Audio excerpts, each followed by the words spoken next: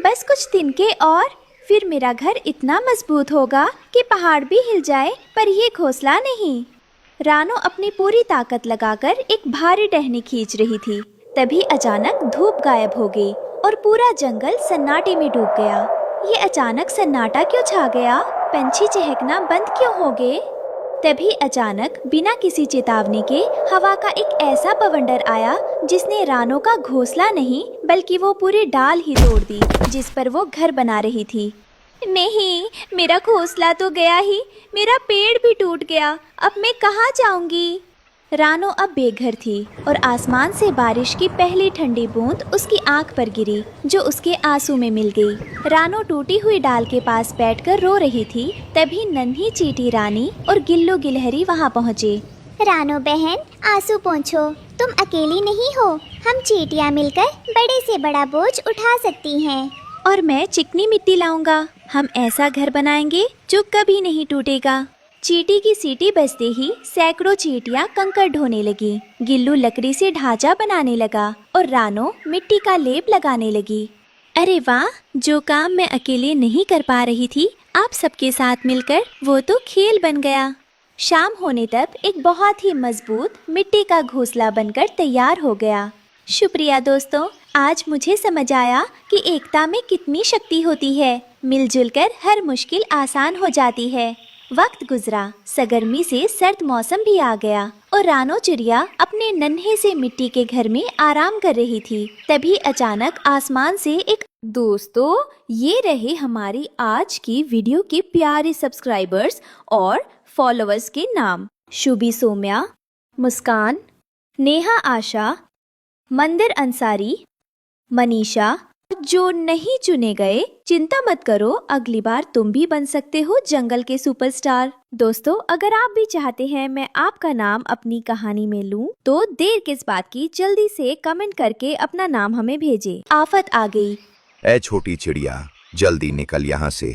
ये पेड़ अब मेरा है, हट जाओ वरना अच्छा नहीं होगा। पर चील दादा, ये मेरा घर है, मैंने इसे तिनका तिनका जोड़कर बनाया है, मैं कहाँ जाऊंगी? चील हथौड़ा मारकर घर गिराते हुए कहता है, मुझे इससे कोई मतलब नहीं, अब भाग यहाँ से, ये पूरा इलाका मेरा है। मेरा घर टूट गया, अब मुझे कोई नई और सुरक्षित जगह ढूंढनी ही होगी।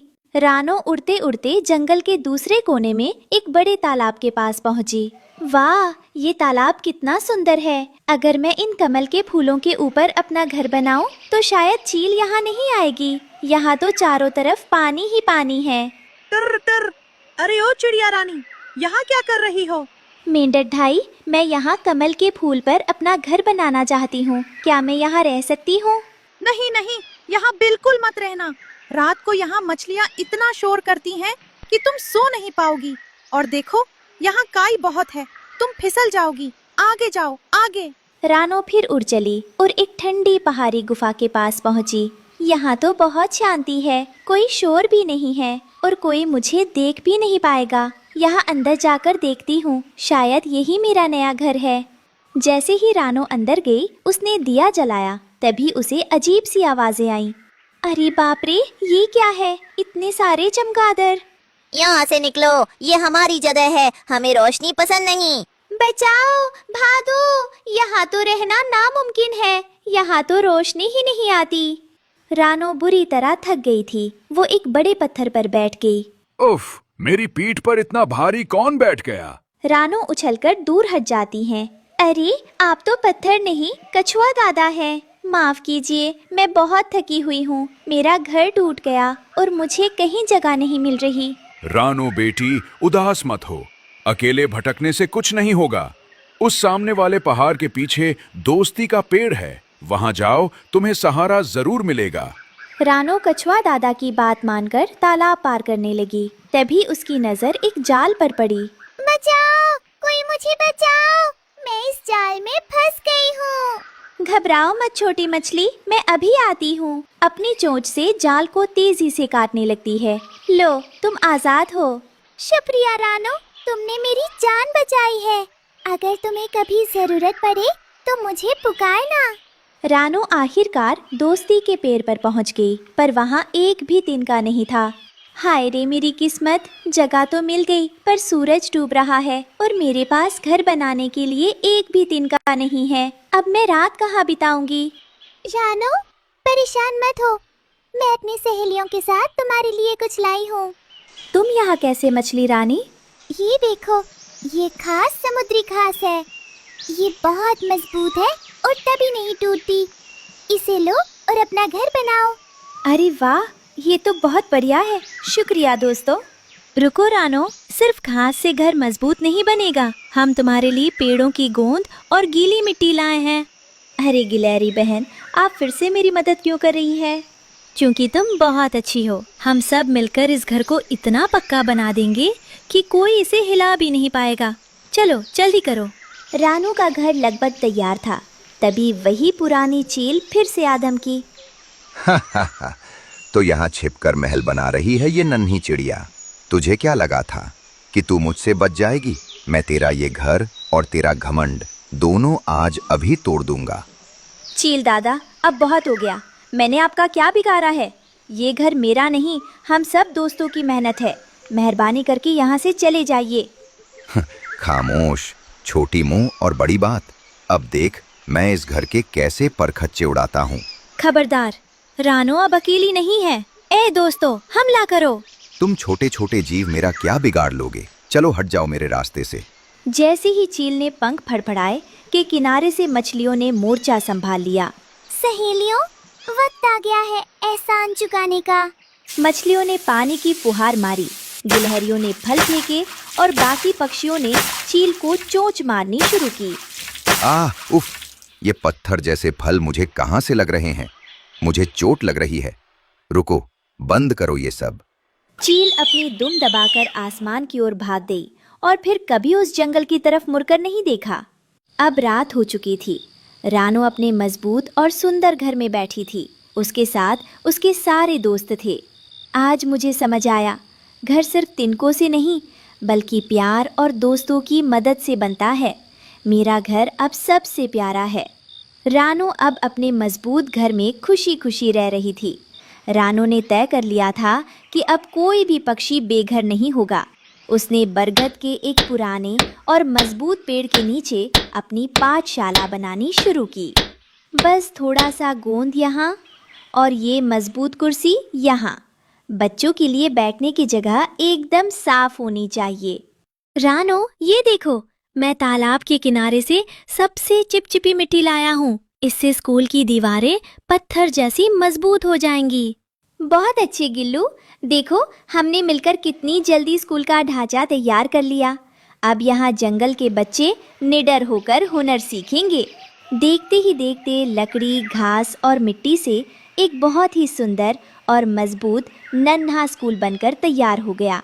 स्कूल तो बन गया था, पर अब रानो को बच्चों के माता पिता को इसके बारे में बताना था। रानो उड़कर सबसे पहले हरिया तोते के घर पहुंची। तोते भाई, राम राम। मैंने बच्चों के लिए एक स्कूल खोला है जहां मैं उन्हें तूफान से बचने वाले घर बनाना सिखाऊंगी। आप अपने नन्हे को कल से जरूर भेजना। अरे रानो बहन, ये घर बनाना तो बड़े पक्षियों का काम है। छोटे बच्चे ये सब सीख कर क्या करेंगे? उन्हें तो बस दाना चुगना आना चाहिए। नहीं भाई, अगर बच्चे बचपन से ही अपना घर मजबूत बनाना सीखेंगे तो कल को उन्हें हम बड़ों की तरह बेघर होकर रोना नहीं पड़ेगा। हुनर ही सबसे बड़ी सुरक्षा है। तुम्हारी बात में दम है रानो। कल मेरा बेटा स्कूल जरूर आएगा। रानो आगे बढ़ी और एक पुराने झोपड़ी पर बैठे कबूतर दादा के पास पहुंची। कबूतर दादा नमस्ते, मैंने एक स्कूल शुरू किया है, क्या आप अपने पोतों को भेजेंगे? रानो बेटिया, हम कबूतरों ने तो सदियों से तिनकों के ही घर बनाए हैं। अब ये नया तरीका सीखकर क्या होगा? दादा, मौसम बदल रहा है। तूफान अब पहले से ज्यादा खतरनाक होते हैं। अगर हमारे पास नया हुनर होगा तभी हम और हमारे बच्चे सुरक्षित रहेंगे। पुराने तिनकों में अब एकता और तकनीक का तड़का लगाना होगा। ठीक कहती हो। आज के जमाने के हिसाब से सीखना ही समझदारी है। मैं कल सुबह ही उन्हें भेज दूंगा। अगले दिन सुबह रानो के स्कूल में बहुत चहल पहल थी। तोते, चिड़िया और कबूतरों के बच्चे अपनी छोटी छोटी चोंच में तिनके दबाए वहां पहुंच चुके थे। वाह, आज से हमारा नया सफर शुरू होता है। याद रखना बच्चों, तिनकों को मिट्टी और गोंद के साथ जोड़ो, तभी तुम्हारा घर तूफान झेल पाएगा।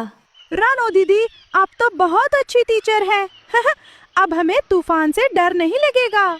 तभी अचानक आसमान से एक अजीब दिखने वाला रंग बिरंगा पक्षी लड़खड़ाते हुए नीचे गिरा। वो बहुत घायल लग रहा था। अरे ये कौन है? इसके पंख तो हमारे जंगल के पक्षियों जैसे बिल्कुल नहीं है। बच्चों पीछे हटो। रानो दीदी देखो, इसकी चोंच और इसके रंग कितने अलग है। क्या ये कोई जादुई पंछी है? Help! Please help me! I'm lost. ये क्या बोल रहा है? मुझे तो कुछ समझ नहीं आ रहा, पर इसकी आंखों में बहुत दर्द है। हमें इसकी मदद करनी होगी। My wing, it's broken. Very painful. दीदी ये क्या बोल रहा है? क्या इसे भूख लगी है? रानो और उसके छोटे छात्रों ने मिलकर जड़ी बूटियां इकट्ठी की और उस अजनबी के पंखों पर लगाई। डरो मत नन्हे दोस्त, तुम यहाँ सुरक्षित हो। हम तुम्हें कुछ नहीं होने देंगे।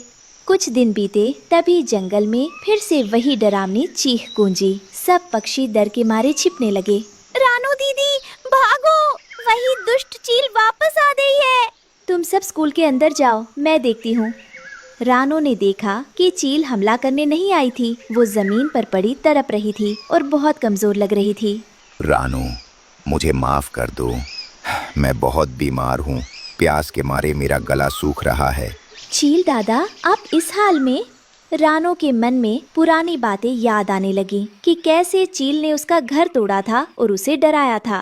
रानो, इसकी मदद मत करना। ये ठीक होते ही फिर से हमें तंग करेगी। ये हमारी दुश्मन है। दुश्मन तो है, पर इस वक्त ये बेबस है। क्या बेबस को छोड़ देना सही होगा? नहीं गिलहरी बहन, नफरत को नफरत से नहीं, प्यार से खत्म करना चाहिए। रानो अपनी चोंच में पानी भरकर लाई और चील के मुंह में डाला। उसने अजनबी पक्षी की बची हुई दवाइयाँ भी चील को दी। अजनबी पक्षी जो अब थोड़ा ठीक हो गया था, उसने अपनी थैली से कुछ खास बीज निकाले और चील को खिलाए। अजनबी पक्षी इशारों में बताता है कि ये ताकत देने वाले बीज है। शुक्रिया, तुम दोनों का बहुत शुक्रिया। कुछ घंटों बाद चील को थोड़ा बेहतर महसूस हुआ। वो शर्मिंदा होकर सिर झुकाए खड़ी थी। रानो, मैंने तुम्हारा घर उजाड़ा था, तुम्हें रुलाया था, फिर भी तुमने मेरी जान बचाई। मुझे अपनी ताकत पर घमंड था, पर तुम्हारी दया ने आज मेरा दिल जीत लिया। चील दादा, असली ताकत दूसरों को डराने में नहीं, उनकी मदद करने में है। आज से मैं वादा करता हूँ, मैं इस जंगल के किसी भी पक्षी को परेशान नहीं करूँगा। मैं तुम्हारे स्कूल की रखवाली करूँगा। अब रानो के स्कूल में अजनबी पक्षी संगीत सिखाता था और चील आसमान से स्कूल की रखवाली करती थी।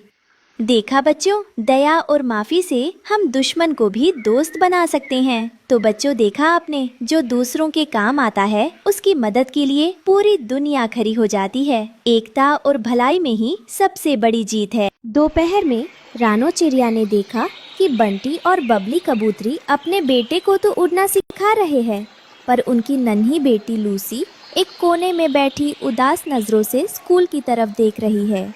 रानो से रहा नहीं गया और वह सीधे उनके पास पहुंची। बंटी भाई, बबली दीदी, क्या बात है? आज लूसी स्कूल नहीं आई? मिट्ठू और कीकी तो कब से उसका इंतजार कर रही है। अरे रानो बहन, लूसी तो लड़की है, इसने पढ़ लिख कर कौन सा बड़ा अफसर बनना है। इसी तो कल को दूसरे जंगल जाकर अपना घर बसाना है। इसे पढ़ाने में वक्त क्यों खराब करें? हाँ रानो, बबली सही कह रही है। हमारा बेटा पढ़ेगा तो खानदान का नाम रोशन करेगा। बेटी तो पराया धन है। पराया धन? बंटी भाई, बेटी पराया धन नहीं, बल्कि पूरे खानदान की शान होती है। एक बात बताइए, अगर कल को लूसी पर कोई मुश्किल आई या वह किसी शिकारी के जाल में फंस गई, तो क्या आपका बेटा हर वक्त उसके साथ होगा? बबली कबूतरी चुप हो जाती है। दीदी, जब एक बेटा पढ़ता है तो सिर्फ एक परिंदा समझदार बनता है, पर जब एक बेटी पढ़ती है तो पूरी आने वाली नस्ल समझदार बनती है। अगर लूसी पढ़ लेगी तो वह न सिर्फ अपना घर संभालेगी, बल्कि अपने बच्चों को भी सही और गलत का फर्क सिखाएगी। क्या आप नहीं चाहती कि आपकी बेटी भी आसमान की ऊंचाइयों को समझ सके? माँ, मुझे भी स्कूल जाना है, मुझे भी सीखना है। कि बारिश से पहले घर कैसे मजबूत करते हैं। याद रखिए, पर सबके पास होते हैं, पर उड़ान वही भरता है जिसके पास ज्ञान होता है। लूसी को घर की कैद में मत रखिए, इसे स्कूल भेजिए ताकि यह कल को किसी की मोहताज न रहे। रानो की बातों में ऐसी सच्चाई थी कि बंटी और बबली का सिर शर्म से झुक गया। उन्हें एहसास हुआ कि बेटी को अनपढ़ रखना उसके पंख काटने जैसा है। हमें माफ कर दो रानो, हम कितने गलत थे। लूसी, जाओ बेटी, अपना बस्ता उठाओ, आज से तुम भी स्कूल जाओगी। सच पापा? शुक्रिया रानो दीदी। जंगल के एक पुराने और सूखे हिस्से में जहाँ कोई परिंदा नहीं आता था, वहाँ रानो चिड़िया अपनी छोटी सी चोंच से हरी घास के तिनके जमा कर रही थी। उसका सपना बड़ा था, एक ऐसा स्कूल बनाना जहाँ जंगल का हर बच्चा मुफ्त में पढ़ सके। रानो तपती धूप में पसीने से तरबतर थी। वो जमीन पर हरी घास से एक स्कूल क्लास तैयार कर रही थी। तभी कालू कौवा वहाँ आकर काव काव करने लगा। अरे ओ रानो, ये क्या पागलपन है? चिड़िया का काम घोंसला बनाना होता है, स्कूल चलाना नहीं। 2 दिन में ये सब बिखर जाएगा, देख लेना। कालू भाई, मेहनत कभी बेकार नहीं जाती। आज ये घास है, कल यही बच्चों का भविष्य बनेगी। रानो चिड़िया की बातें सुनकर हरियाली तोती अपने छोटे से बेटे मिट्ठू के साथ वहाँ पहुँची। रानो, तुम डरो मत, मैं अपने मिट्ठू का दाखिला तुम्हारे स्कूल में सबसे पहले कराऊंगी। मुझे तुम पर पूरा भरोसा है। मम्मी, क्या मुझे यहाँ खेलने को मिलेगा? मैं तो क्लास का जोकर बनूंगा। शुक्रिया दीदी, आपने मुझे टूटने से बचा लिया। रानो बिटिया, काम तो बहुत भारी है, मन तो कह रहा है कि सो जाऊं, पर तुम्हारी हिम्मत देखकर रुक नहीं पा रहा। लाओ, ये लकड़ियाँ मैं उठा देता हूँ। शुक्रिया चाचा, आपके साथ से स्कूल की दीवारें जल्दी खड़ी हो जाएंगी। रात को अचानक मौसम बिगड़ गया, बिजली कड़कने लगी और भारी बारिश होने लगी। रानो अपने पंखों से स्कूल की छत को बचाने की कोशिश करने लगी। नहीं भगवान, मेरे स्कूल को मत उजाड़ो, इन बच्चों के भविष्य को मत छीनो। तभी रानो की नजर पास ही बने अपने छोटे से घोंसले पर पड़ी, जहाँ 2 सफेद नन्हे अंडे रखे थे। उन अंडों से जल्द ही रानो के अपने बच्चे आने वाले थे। एक तरफ उसका सालों का सपना था और दूसरी तरफ उसकी अपनी ममता। मेरे बच्चे, नन्ही जानो, तुम्हें कुछ नहीं होने दूंगी। सुबह हुई तो सब कुछ तहस नहस हो चुका था। रानो चिड़िया टूटे स्कूल के पास बैठकर जोर जोर से रोने लगी। उसे लगा सब खत्म हो गया। रानो चिड़िया को हारा हुआ देखकर मीनू मौसी आसमान से नीचे उतरी।